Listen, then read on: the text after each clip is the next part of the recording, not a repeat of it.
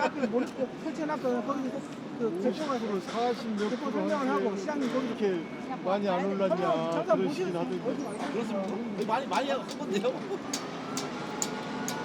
확인했고. 올라가 보시면 안에는 거의 다 됐습니다.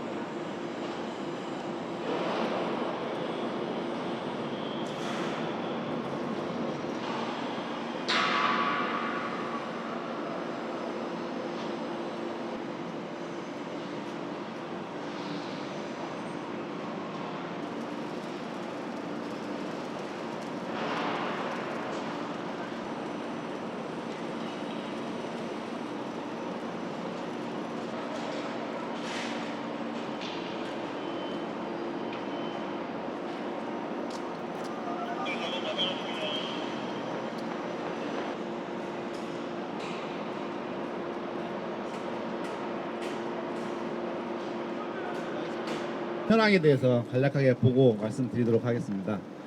저희는 지금 공정률이 약 60%입니다. 59.58 될 것 같습니다.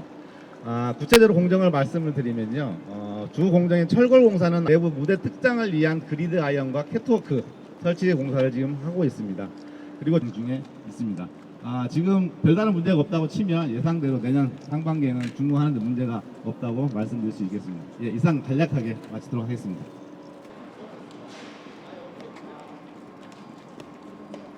하고요. 지금 다 덮었습니다. 예, 내부에 네, 쪽에서 하는데 저기 보시면 네모난 박스 같은 거. 이 박스가 밑에서 지하에서 이렇게 올라와요. 근데 이걸 사용해도 되고요. 아니면 마음대로 5층이고요. 5층이래. 이게 5층이고요. 거고요. 자석을 나중에 의자를 이렇게 설치할 겁니다. 설치하고 여기 보시게 되면 철골이 여기까지 나와 있지 않습니까?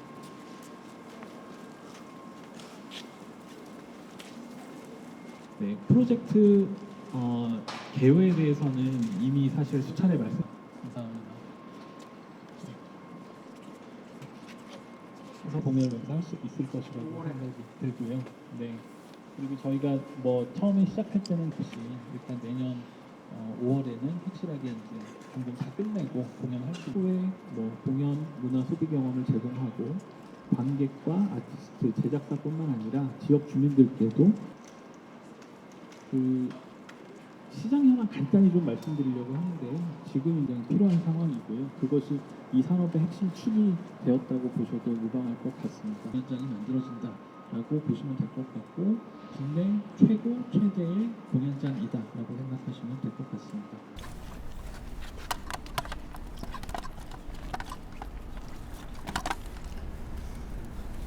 예, 아시다시피 이 공간은 18,000석으로 설계가 되어 있지만 대부분 스탠딩 공연이 주종을 이루고 있기 때문에 28,000명까지 수용이 가능합니다. 이제 내년 5월이면 첫 공연을 즐기실 수 있을 거다 하는 사장님의 설명이 있었는데요. 서울에는 이제 이 서울 아레나가 완공이 되면 고척돔 여기 이곳 서울 아레나에 이어서 31년도에 완공 예정된 잠실의 돔구장 이렇게 세 군데의 K-팝 공연이 가능한 장소가 마련이 됩니다. 고척 스카이돔은 17,000석이죠. 이곳이 28,000명까지 수용이 가능하고 그리고 잠실의 스포츠 마이스 사업 덕분에 생겨나는 돔 야구장 그곳에서 공연이 이루어지면 아마 35,000명까지 수용이 가능할 것입니다. 이렇게 되면 거의 대부분의 K-팝 공연이 이제 충분히 그 공연 장소를 확보할 수 있게 됩니다. 뭐 최근 들어서 인천이나 고양에도 지금 여기보다 더 큰 사이즈의 공연장이 K-팝 전용 공연장이 이야기는 되고 있습니다만은 그 실현 가능성은 좀 더 지켜봐야 되겠습니다. 사실 초대형 스타가 등장하는 공연의 경우에는 뭐 5만석, 뭐 7만석까지 얘기가 됩니다만 그런 공연은 1년에 몇 번 없기 때문에 이 사업자 입장에서는 경제성을 맞추기 위해서는 한 3만석에서 3만 명에서 3만 5천 명 정도 수용 가능한 K-팝 전용 공연장이 가장 최적의 사이즈라고 생각이 됩니다. 그런 준비가 이제 내년 또 31년까지 마무리가 되겠습니다. 이렇게 해서 K-팝 공연장은 마련이 되지만 이제 그것이 가지고 올 수 있는 그 지역사회의 경제 효과에 대해서 또 심도 있는 연구를 하지 않을 수 없습니다. 이곳 창동 일대는 동부권의 문화, 관광의 중심지가 될 것입니다. 바로 옆에 창동 차량기지가 이제 진접으로 올 상반기 내로 이전하게 됩니다. 그렇게 되면 아시다시피 SDBC, 다시 말해서 바이오를 컨셉으로 한 연구 개발 그리고 기업 단지가 조성이 되는데요. 아시다시피 워낙 넓은 부지가 되기 때문에 바이오 하나의 컨셉으로는 이것을 다 채우는 게 불가능할 정도로 워낙 부지가 큽니다. 이곳은 여러 가지 형태의 새로운 문화와 관광 그리고 지역 발전 그리고 업무지구가 어우러지게 될 거고요. 이제 거기에는 이곳 K-팝으로부터 상징되는 K-엔터테크가 함께 입지할 것으로 기대를 합니다. 오늘 이 일정은 이제 공개 일정이고요. 이 공개 일정 끝나고 나면은 이 근처에 아까 우리 오 사장님 설명해 주신 것처럼 어떻게 숙박시설과 업무시설 그리고 부대 SOC를 함께 입지시켜서 이 서울 아레나가 지역사회 특히 동북권 발전에 견인차 역할을 할 수 있는 허브 기능을 할 수 있도록 주변부에 어떤 시설을 준비하고 어떤 컨텐츠를 집어넣을 것인지를 다음 주에 이제 정리해서 발표를 하게 됩니다.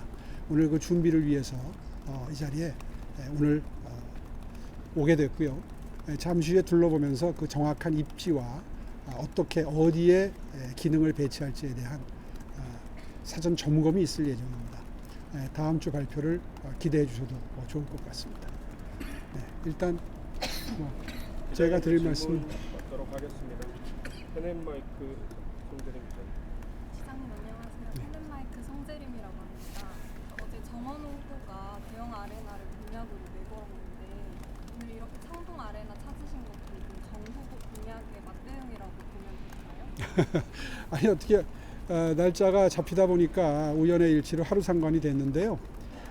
사실 뭐 여기 오늘 이 일정은 며칠 전에 결정된 겁니다. 아시다시피 그거는 뭐 맞대응 성격이다 이렇게 보기보다도 방금 전에 설명드린 것처럼 사실 여기 지금 오 사장님 아까 설명을 해주셨는데 이 카카오 쪽에서 이 착공을 굉장히 망설였습니다. 솔직히 말해서 여기 뭐 계시니까 제가 솔직하게 말씀드릴 수 있는데 사업하시는 분들은 그 경제성 여하에 따라서 사업을 할지 말지를 망설이고 깊이 있게 고민을 하게 되는데 사실 굉장히 망설이는 거를 저희 서울시가 여러 가지 도와드릴 방안도 찾고 또 불편도 해소해 드리고 이렇게 하면서 설득하는 과정 작업이 있었습니다. 아마 그게 한 2, 3년 전이었던 걸로 기억이 되고요. 아까 설명 과정에서도 잠시 언급하셨습니다마는 제 첫 임기 때인 2009년도에 이곳에 K-팝 전용 공연장을 한번 만들면 어떻겠느냐 하는 논의가 시작됐었습니다. 그리고 이 자리에 소규모의 공연장이 있었던 그런 인연으로 해서 여기가 이제 처음에 공연장 부지로 논의가 되게 됩니다. 그런데 기억하시다시피 전임 시장님 시절에 10년 동안은 사실 진척이 거의 되질 않았습니다. 어떤 의미에서 보면 거의 뭐 방치된 그런 프로젝트였고요. 제가 다시 서울시로 들어오면서 21년부터 이제 다시 관심을 기울이기 시작해서 이른바 다시 강북 전성시대, 그러니까 강남북 균형 발전을 위한 주거, 교통 그리고 여가시설, 다시 말해서 제가 늘 말씀드리는 직주락이 함께 어우러진 지역 발전, 경제 활성화 전략으로 이곳 서울 아레나가 다시 시작됐고 거기에 이제 우리 카카오 측이 화답을 해주셔서 지금 보시는 이런 내년도 이제 5월 달에 공연이 가능한 그런 단계까지 오게 됩니다. 아까 제가 상세하게 미리 말씀드린 것처럼 꼭 필요한 시설이 꼭 필요한 시기에 완성되는 것도 중요하지만 과잉 투자도 또 경계해야 됩니다. 지난번에 BTS 공연을 계기로 해서 대형 공연이 가능한 공연장에 대한 사회적 논의가 형성이 되는데, 그런 대형 공연은 사실은 1년에 몇 번 개최되질 않습니다.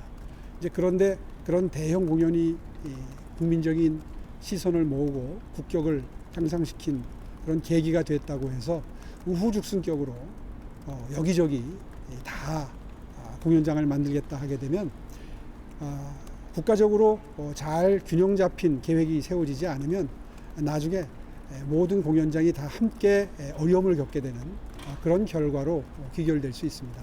방금 전에 제가 인천이나 고양 예를 얘기를 드렸는데요. 인천에는 또 5만석을 하겠다는 얘기가 지금 나오고요. 고양도 역시 마찬가지입니다. 이렇게 대형화 경쟁이 무계획적으로 이루어지게 되면 사실은 그 산업에 오히려 폐해를 가져오는 그런 결과로 이어질 수 있기 때문에, 그런 점은 사실은 국가적으로 아주 정교한 수요 예측과 그리고 투자 계획이 이루어져야 되고, 그것이 지자체 차원에서 경쟁적으로 이루어지는 것은 바람직하지 않을 수도 있다는 점을 다시 한번 강조해서 말씀을 드립니다. 네. 다음 주 토팩트분은 정 후보가 시장님의 건강 정책을 보여주기 힘들다고 잘 안 들립니다. 크게 좀. 네. 정 후보가 시장님의 관광 정책을 보여주기 행정력 네. 강하게 비판하고 비용물에만 집중하고 있다고 비판했는데, 좀 이에 대한 시장님의 입장은 어떻게 보십니까? 민주당은 늘 그렇듯이 대중들이 낯설어하는 사업에 대해서는 뭐 전시행정이다, 보여주기 행정이다, 이런 이름을 붙여서 폄하하는 경향이 있습니다. 사실 이제 21세기 여가 문화가 매우 중요시되는 그런 단계로 진입을 하고, 우리나라는 이제 국민소득이 3만 5천 달러를 넘어서서 1인당 3만 5천 달러를 넘어서서 4만 달러 시대에 진입하는 명실공히 경제로 보아도 그렇고 문화적으로도 그렇고 선진국 반열에 진입을 했습니다. 우리 같은 발전 단계에 있는 나라의 경우에는 이른바 펀시티 컨셉이 매우 중요합니다. 시민 여러분들이 일할 때는 열심히 일하시고 생업에 종사하시지만 주말이나 여가 시간을 활용해서 즐기실 시설이 반드시 미리미리 준비가 되지 않으면 10년 뒤, 20년 뒤쯤에는 이제 늦었다 하는 이야기가 나올 수 있는 거죠. 이제 그래서 서울시가 노들섬 예술섬 프로젝트라든가 저쪽 상암 쪽에 트윈 링과 같은 사업을 구상을 합니다. 상암 쪽의 트윈 링은 아시다시피 민자 유치 사업입니다. 이건 재정이 들어가질 않습니다. 민간 사업자가 이윤을 창출할 자신이 있을 때 몇천억씩 투자를 해서 새로운 펀 문화를 만들 수 있는 기회를 만들고, 이것은 지금 관광객 2천만 시대를 넘어서서 3천만, 4천만 시대가 곧 열릴 것이 예상이 되는 현 시점에서 투자가 되지 않으면 앞으로 5년 뒤, 10년 뒤에 그것이 완성될 즈음에 이르러서는 아마 그 관광객들의 수요를 충족시키기가 어렵게 될 겁니다. 관광객들을 유치하기 위해서 어저께 정원호 후보께서 관광정책을 발표를 하셨는데 아마 그 깊은 내막을 잘 모르시고 그런 말씀을 하신 것 같아요. 서울시의 관광정책은 잘 아시다시피 3377이 목표입니다. 연간 3천만의 관광객, 그리고 한 명의 관광객이 들어와서 300만 원을 쓰도록 하는 것, 항공교통료 제외하고, 그 다음에 일주일을 머물러야 됩니다. 최소한. 과거에 서울에 오는 관광객들은 2, 3일밖에 머물질 않았습니다. 그러면 일주일 동안 머물 수 있는 즐길 거리, 가볼 곳, 관광 사이트를 끊임없이 제공해야 됩니다. 그렇지 않으면 한 번 왔던 사람이 두 번, 세 번 오기가 어렵겠죠.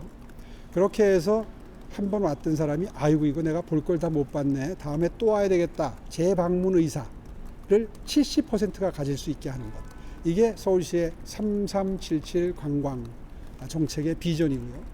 그것을 가능케 하기 위해서 정교하게 설계된 각종 인프라들을 계획을 하고 준비하고 지금 시행을 하고 있습니다. 바로 이곳 K-팝 전용장 서울 아내란도 그렇고, 노들섬 예술섬 프로젝트도 그렇고, 또 상암동의 트윈링도 그렇습니다.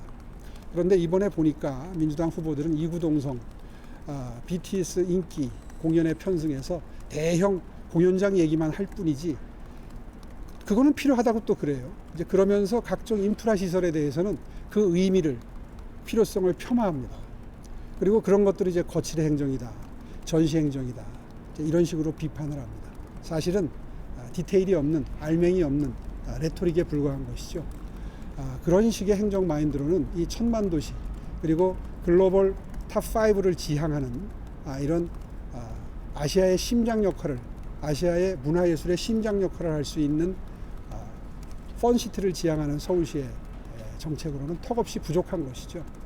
그런 의미에서 어제 정원호 후보께서 말씀하셨던 그런 그 조형물 위주의 관광 정책을 펼치고 있다라고 하는 폄하는 매우 시대착오적이다 이렇게 이야기할 수밖에 없습니다. 물론 서울 다음으로 서울 체험으로 승부하는 관광 정책이 틀렸다는 게 아닙니다. 그런 것들도 기반 수요를 창출을 하고 그리고 즐길거리를 제공하지만 한번 들어오면 적어도 일주일 이상 머물면서 즐길 수 있는 거리를 만들기 위해서 얼마나 애를 썼습니까? 예를 들어서 지금 산악관광이 매우 외국 방문객들로부터 인기를 얻고 있고 트렌드로 정착을 하고 있는데 그 산악관광 누가 시작했습니까? 3년 전에 북한산 산악관광 센터를 만들면서 시작된 그런 정말 각고의 노력이 이제는 북한산이나 수락산이나 관악산에 오른 외국인 관광객들의 수요를 창출하면서 지금 K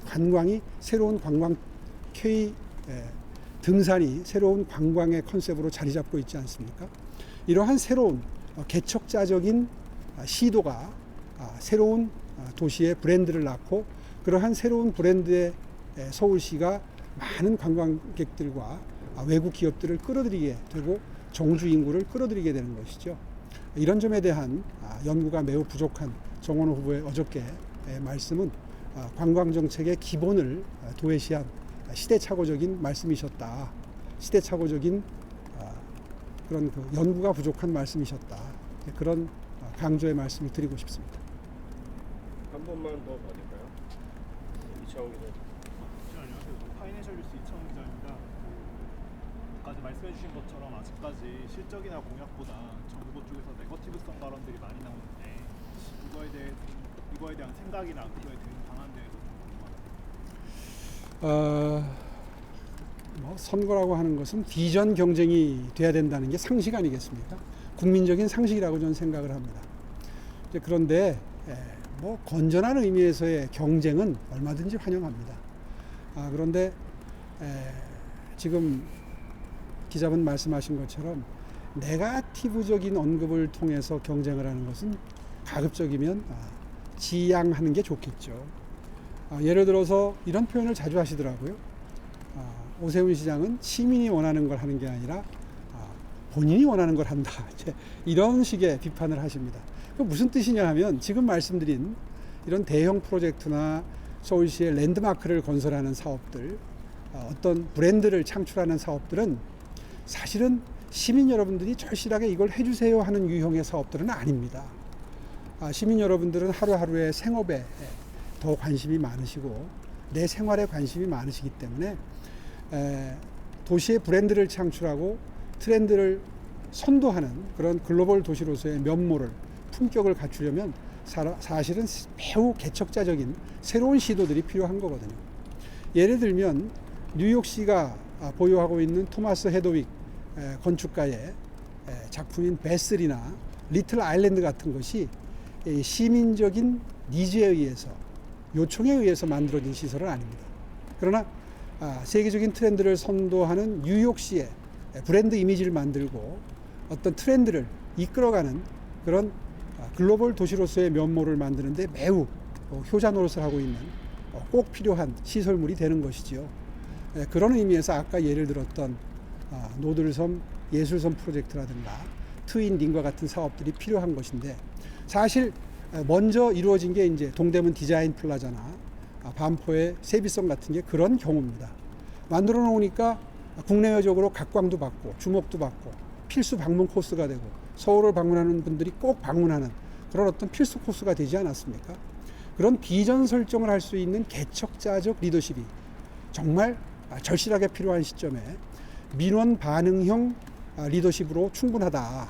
이렇게만 주장하시는 정원호 후보를 보면서 참으로 답답하다는 느낌을 받습니다. 물론 민원 반응형 리더십도 꼭 필요합니다. 시민 여러분들이 해달라고 요청하시는 그런 정책들이나 사업들을 그때그때 바로바로 부응해서 수요를 충족시켜드리는 행정은 정말 필요하죠. 그러나 그것으로 족하고 그 이상의 비전을 설정한다거나 어떤 개척자적인 새로운 시각으로 시설물을 만들고 투자를 하고 미래를 제시하는 그런 리더십이 불필요하다면 과연 정치적인 리더십이 왜 필요하며 그리고 과연 어떤 방법으로 세계적인 도시를 만들 수 있겠습니까? 그것은 지난 역사가 다 입증해 주는 바이고요. 이제 그런 의미에서 건전한 포지티브한 비전 경쟁이 펼쳐졌으면 좋겠는데 그 점을 도외시하고 오히려 폄하하는 그런 말씀을 들으면서 참으로 준비되지 않은 그런 후보다라는 느낌을 지울 수가 없습니다. 앞에 보시는 것도 지금 건설 중인데요. 이건 보행 전용 뷰라입니다. 저거하고 이게 만드는 거고 투자비도 투자했습니다. 여기에 분수로 들어갈 수 있어요? 고량 분수가 나올 거고요. 고량 바포대교 같은 9년도에 동북권을 해상 사업 이제 발표를 하면서 계획을 하면서 이쪽에는 문화 거점으로 만들자. 여기는 산업 전체 지역 여기 창동 활성화, 창동 상계를 경제 거점으로 만들겠다라는 사업이고요. 이제